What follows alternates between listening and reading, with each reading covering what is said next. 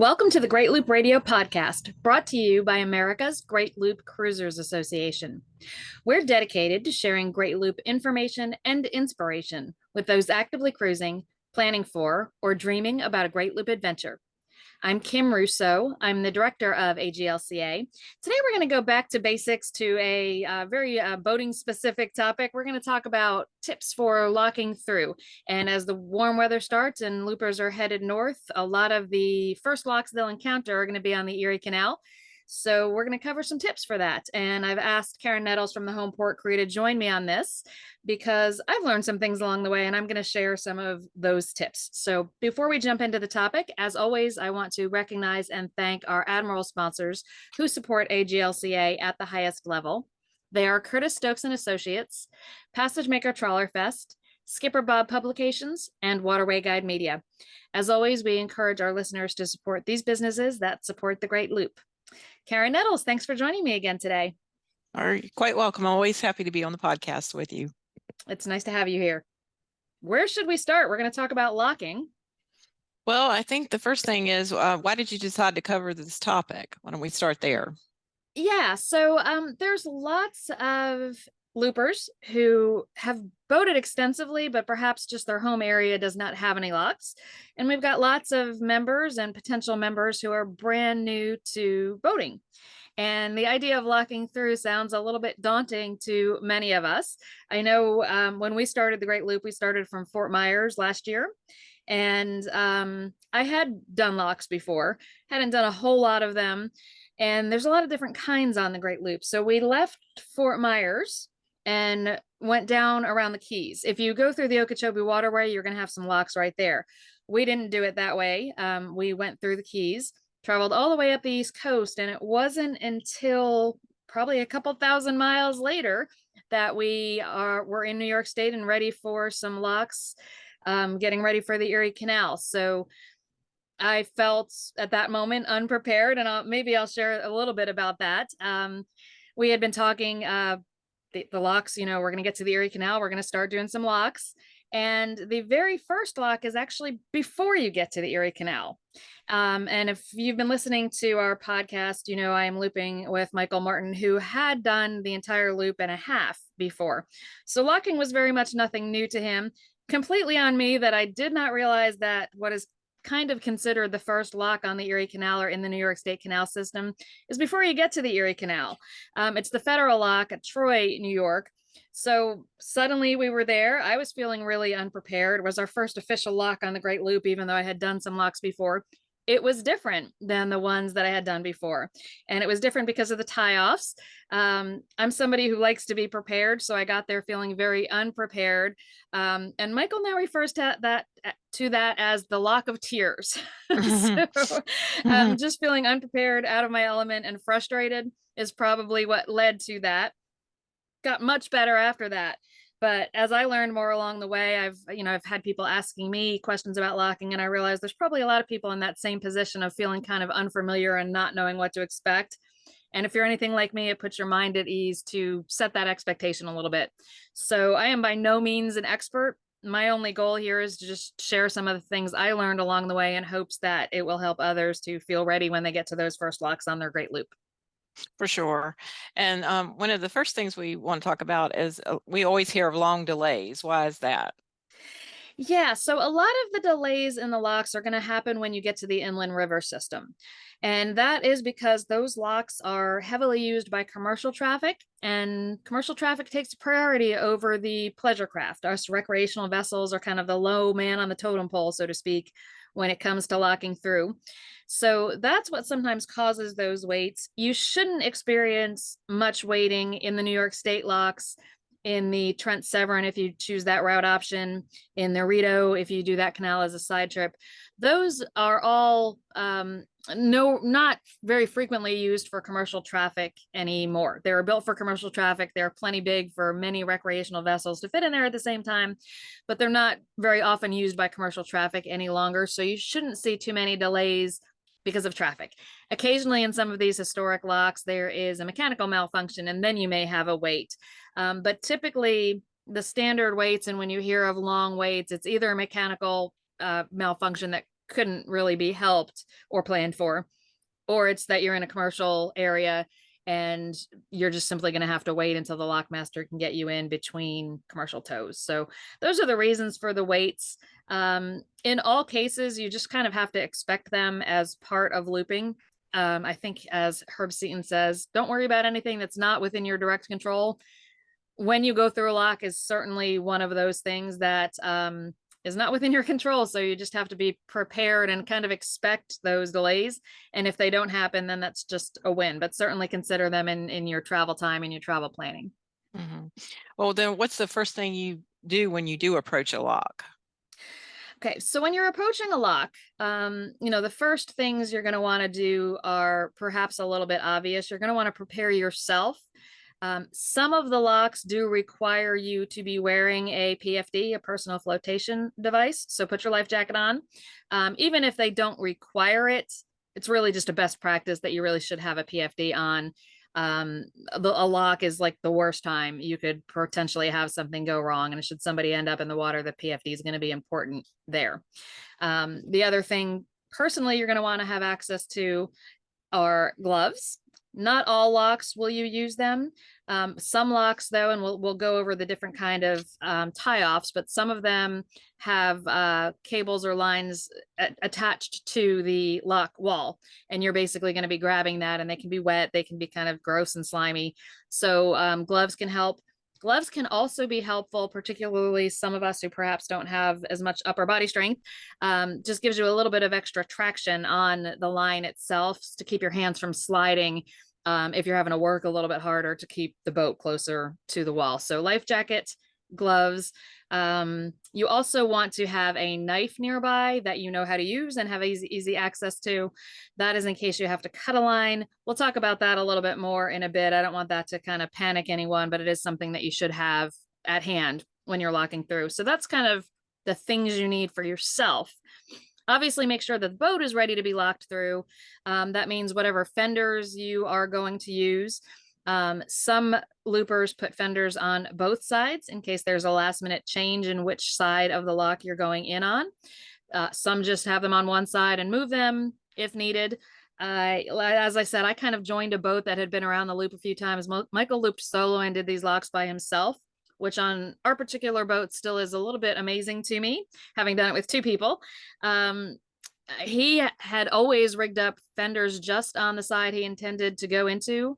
And if he ever had an issue, he did move them quickly, which again, that's something solo I don't think I would want to be attempting to do. I don't even like to have to move them when there's two of us and I'm just moving fenders. So a lot of loopers are more comfortable just having both sides rigged, ready to go, having the fenders out on both sides. Speaking of fenders, it is best practice to bring those back in when they are not in use. It explodes on our Facebook page for some reason when people take a picture of a boat, obviously not docking, obviously not in a lock, and there's fenders hanging down. It happens a lot on the loop. There are some places where you're going through many locks in very quick succession, and it just doesn't make sense to keep bringing them in and putting them back out. So give people a little bit of a break. If you see their fenders out, they may just be, getting ready to lock through again. When you go into lock, is there anything else you need to prepare besides yourself and the boat? Yeah, so the last thing that I learned along the way that I think is a really important tip is you just kind of want to still the boat a little bit for a moment. Take the time. All locks have a flag, and it's not just there because they're often state or federal property. It's also really helpful to gauge the wind direction.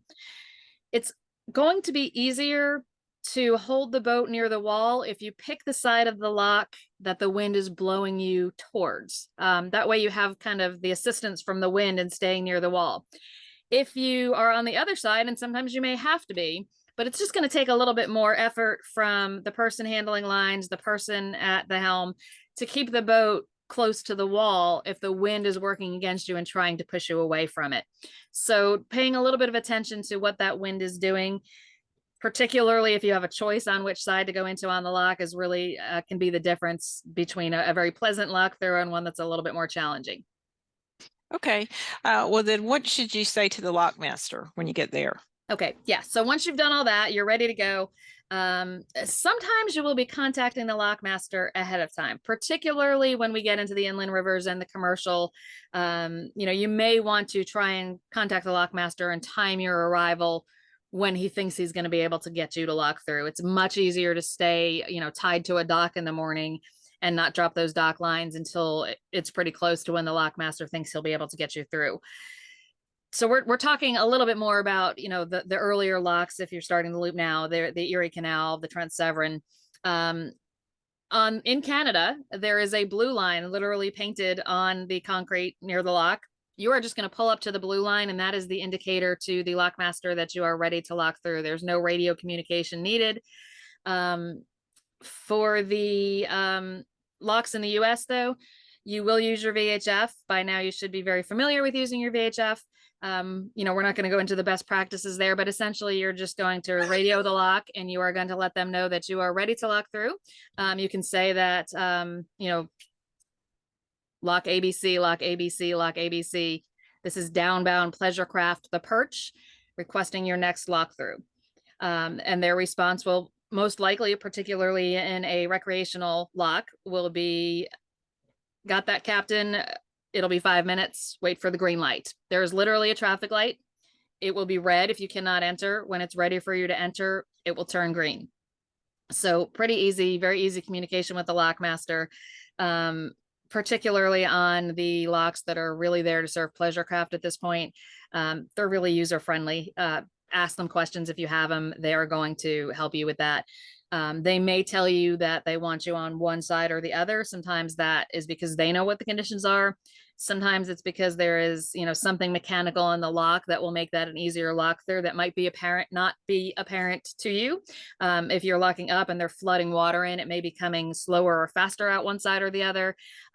Just unless you have a really good reason to challenge them on which side they want you on, best idea is just to acquiesce to what they are suggesting and go to the side of the lock that they request. Okay. Well, what do you do if you have a lot of boats traveling together? Yeah, and this happens a lot on the loop, and particularly if you have to wait at a lock earlier in the day, you'll now have a group of other boats that you're locking through pretty much for the rest of the day, since these locks are pretty close together. So, make sure that everyone is prepared to go to the two sides of the lock if it's going to be a fuller lock. And by that, I just mean, communicate on the VHF. Make sure that if you've got 6 boats, everyone's not planning to go to starboard, because obviously that's not going to work, and it's easier to plan for that before you get into the lock. So make sure you kind of split up that traffic a little bit. Sometimes you will be rafting up to another boat. And what that means, if you're not familiar with that term, there'll be one boat against the lock wall with their fenders, and then there'll be fenders out on their other side, and you can tie up to them. So you're not actually by the wall, you're actually tied to another boat. Both boats would put fenders out.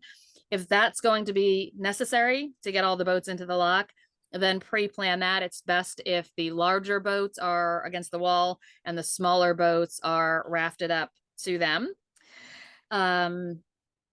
Let me think if there's anything else. One thing to consider, and I think this isn't realized by a lot of people, if you have some boats that are planning on traveling faster, it makes so much sense to put them at the front of the lock. So they'll enter first, get settled by the walls, and the slower boats will follow them.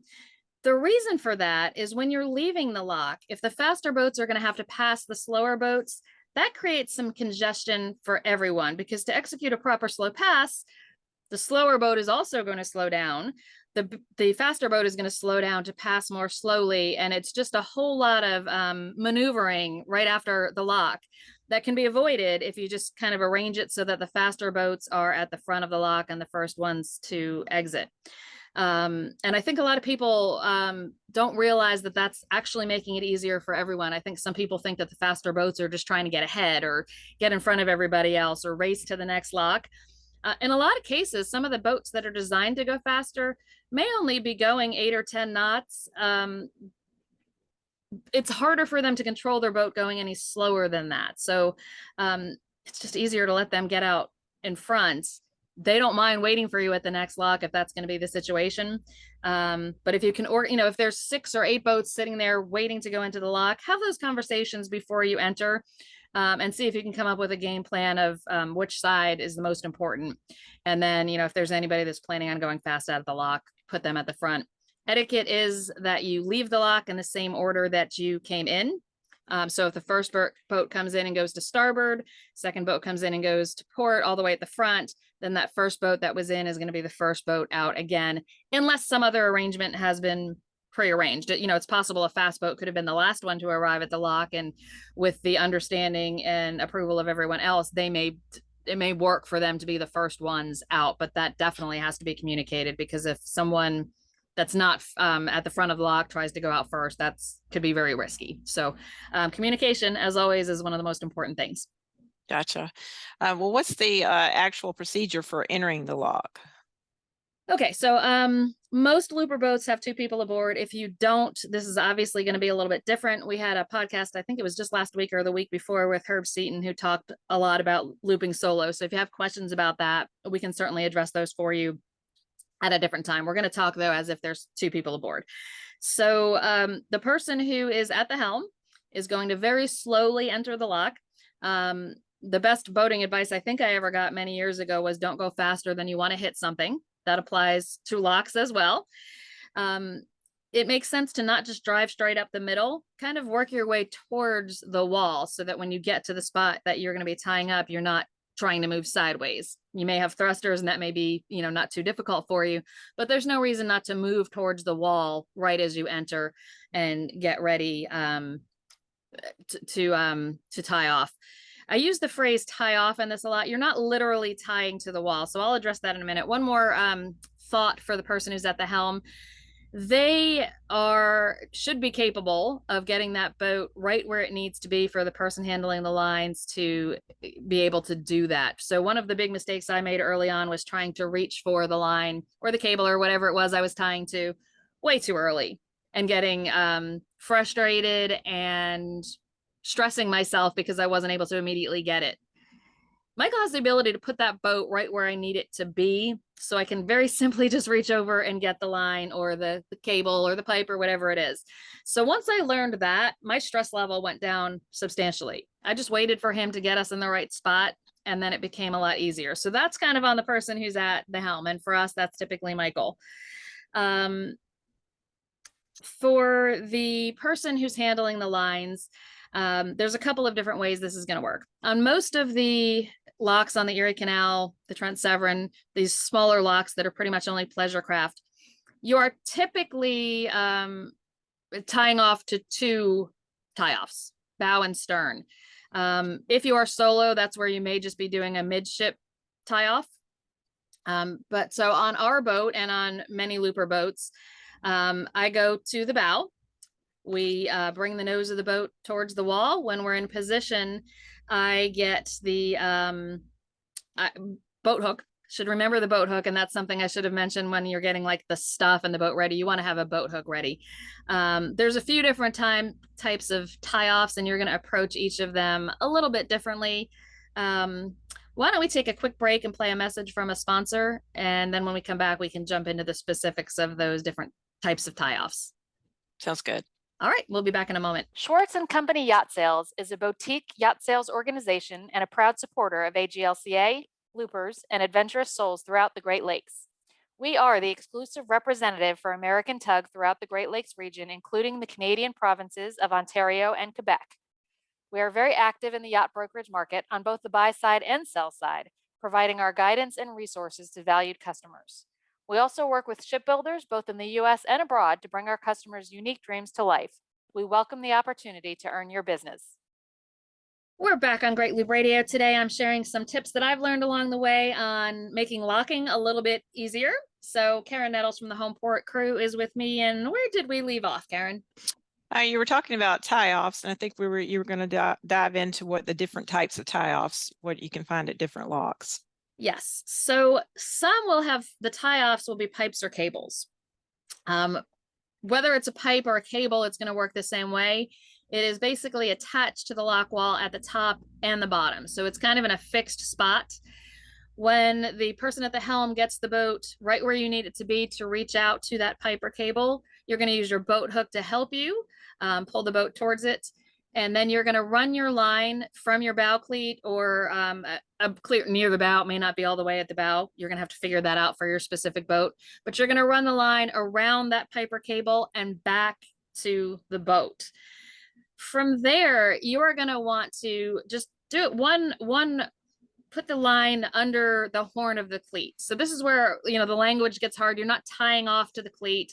You're not really wrapping it all the way around the cleat. You're just trying to use the cleat for a little bit of extra leverage in holding that line. So if the wind starts to blow you, or if water starts to rush into the lock and it's pushing you away from the wall, you've just got a little bit of extra leverage to help hold you to the wall. If you're just holding the line with your hands or your gloves without that extra help from the horn of the cleat, you're working a heck of a lot harder to hold that boat than if you just put it around that horn of the cleat. So that's a really important tip, particularly for some of the smaller women out there who are trying to manage a fairly large boat. So once that bow is secured, on our boat, Michael will leave the helm and do the same thing on the stern. Some boats prefer to briefly tie off the bow. And by that, I mean literally tie it off, cleat it onto the cleat while you go and do the same in the stern. And then before the lock starts to move, if there's two people aboard, one of you is going to man that bow line, untie it, and just put it through the horn, and the other is going to do the stern. So on our boat, we're comfortable enough. It's been around enough times. Michael is comfortable leaving the helm and going to the stern. If he was not, I would tie off literally the bow, go do the same thing to the stern, and then he would go up to the bow and untie it and just hold it. So that's a Piper cable. It's not all that much different with the other tie-offs, but I do want to just point out some of the differences. Another possibility is a weighted line. So this will just be a rope that's attached to the top of the lock. It runs down and there's a weight on the bottom. So it's not actually attached to the lock at the bottom. You're going to approach it the same way. It's a little bit easier to grab this because you can reach your boat hook out and grab the line and pull it towards you. But once you do that, this one, it's extremely important. You're not using your own lines in any way. You're using that line. And it's really important to tuck that under one horn of the cleat, or you will have such a hard time holding the boat. Just imagine holding a boat and you're just holding on to a line and you don't have that extra assistance from the hardware that's on the boat. And I have literally seen looper women trying with all of their might to hold on to that and just kind of being tossed around as the boat's moving under them because there's just no way to really secure that to the wall until somebody's got the stern.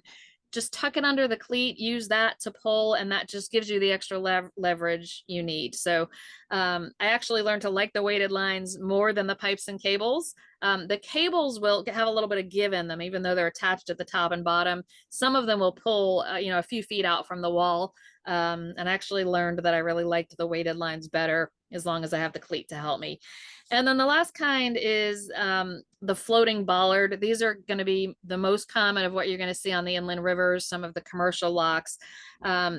These are a little bit easier in some ways, but a little bit more challenging in some. These are the kind, it's almost like a big can. Some of them have ears, so two little pegs, one on each side. Some of them have what I've heard referred to as a nose, so just kind of one little extra piece to help you hold the line on. And the way you do these, you hold your line in both hands with a big loop between your hands, and you just kind of toss that over the bollard. Once it's around that can, the ears or the nose will help to hold it on. And you take the end of the line, and again, you can do the same thing with your cleat, although it's not as important in this aspect because the boat is moving and the bollard is floating with the boat as the lock goes up or down.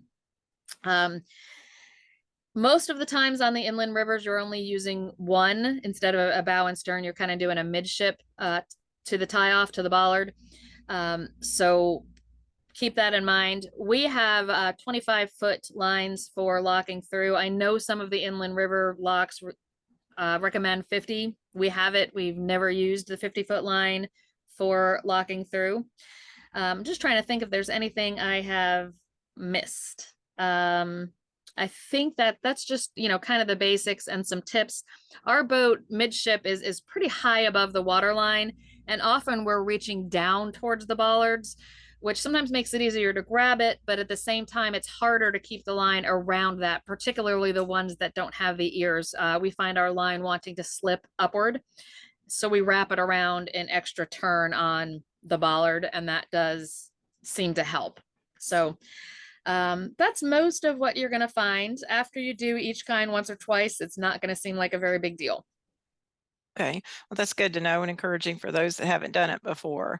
So once you get secured, what do you do? Once the boat and you are secured, what do you do next? So in Canada, they want you to shut off the engines. And depending on the lock and the lock master, that may also include the generator if you're running the generator. But so in Canada, engines off. In the commercial locks, they tend to have you leave them on or don't have a preference. But just follow the lock master's instructions on that. Waterway guide has, a description of each lock. So it will tell you usually if the engines should be running or not. And it'll also tell you what kind of a tie-off they have. So that'll help you to be a little bit prepared as well. But once you're secured, engine shut down if needed. Typically, and especially in the commercial locks and the inland rivers, you're going to let the lock master know that you are secured. So it's something simple as purchase secure. On the VHF, we'll just let them know that you're ready to lock through. And then as the lock begins to transition, as the water level changes, you want to tend the line. So again, you shouldn't be tied off at this point. Even if you tied off briefly while you were waiting for everybody to get settled, you're still going to be wrapped around the pipe, the cable. You're still going to have the line or be wrapped around the bollard, but it should be movable. So particularly if it's not a floating bollard, as the boat rises or falls, you may have to let out some line or pull in some line to keep the boat close to the wall. The boat doesn't have to be smacked up against the wall, but it needs to be close and it needs to be under control. And that might require letting out some line or pulling in some line just to keep it as such. So you're really tending the line the entire time that the water level is changing. So just make sure you're actively doing that and not distracted by something else. And just staying at the ready, and that's about all you have to do. Okay. Well, what about cutting lines? Have you ever had to cut a line? Yeah, so I mentioned you want to have a knife at the ready. Yes, I have had to cut a line, but it wasn't in the worst of circumstances. In our case, the lock was already done. It was full. It was one of the floating bollards I mentioned where we struggled a little bit to keep the line wrapped around the can. So we had put an extra turn in it, and somehow the line kind of got wrapped over itself. So we continued to float up with the bollard and the rest of the water in the lock, and that was no problem at all. But when we went to drop the line to leave the lock, it was tangled. It was caught, kind of knotted on itself somehow. And we fussed with it for a little bit and then finally just decided to go ahead and cut it because we weren't having much success at getting it freed. So we did cut one once and was happy to have the knife there and ready. But the real reason to have the knife there and at the ready is that sometimes things go wrong. The line can get caught, especially if you're not, tending it and letting line in or out, or if you've mistakenly, actually tied off on a cleat. As the water level rises or falls, the boat may not have the ability to move and continue floating with it. So, kind of picture if you have tied tightly to the line and the water level's falling, but the boat is not able to fall with it because it's hung up on a line. Very dangerous situation, and you want that knife there to be able to cut that. Those lines become so taut that a knife can slice right through them at that point. And there have been it doesn't happen often, but in the event that your boat is now hanging by the line, you very much want to be able to cut that quickly. So best practice is just to have that knife at the ready so you can use it if you need to. Okay. So now that we've gone through the procedure of the lock, what's the procedure of leaving the lock? Yep. So once the lock is finished, some locks will have a horn signal, particularly in the inland rivers and the commercial locks. Some of the more recreational locks will have a traffic light for those as well. Essentially, once the lock doors are completely open, you can drop your lines and start to exit. Again, generally the same order you entered the lock is the order that you will exit. Just again, communication and pay attention to the lock masters. There are some locks where there is a bridge immediately after the doors that has to be raised. So just, check your surroundings. Just because the doors are open, make sure that they have also raised the bridge if it's a lock like that. But exiting, it's just a pretty easy time. You just drop the lines. If you're towards the back of the lock and there's lots of boats that have to exit first, you can hold those lines for a little bit longer, kind of wait until it's your turn to actually move the boat before you drop the lines, because once you drop the lines, you're just kind of free floating. But it's really, it became something that initially I was concerned about. Didn't have the greatest experience in the first lock. And shortly thereafter, when I just kind of picked up some of these tips along the way, it became something I actually enjoyed. It's kind of a social time in some of the locks if you're close to some of the other boats, especially in the smaller recreational locks. So you will go through about 100 locks on the Great Loop, depending on your route choices. It can be much more. So it's definitely something that you're going to want to keep in mind these tips. There's probably lots of other tips. As I said at the beginning, I am not an expert, but I did learn some stuff along the way that I found really helpful that I wanted to share. So hopefully others will find those useful as well. I'm sure they will, for sure. Yeah. Karen, thanks for joining me to help. I always like to have you come and ask me questions when I've got something to share, because it helps get the information out more easily and a lot more engaging than me just blathering on for 30 minutes. So thank you for joining us again. Quite welcome. And thank you for everyone who has listened today. We'll be back next week with another episode of Great Loop Radio. Until then, safe cruising.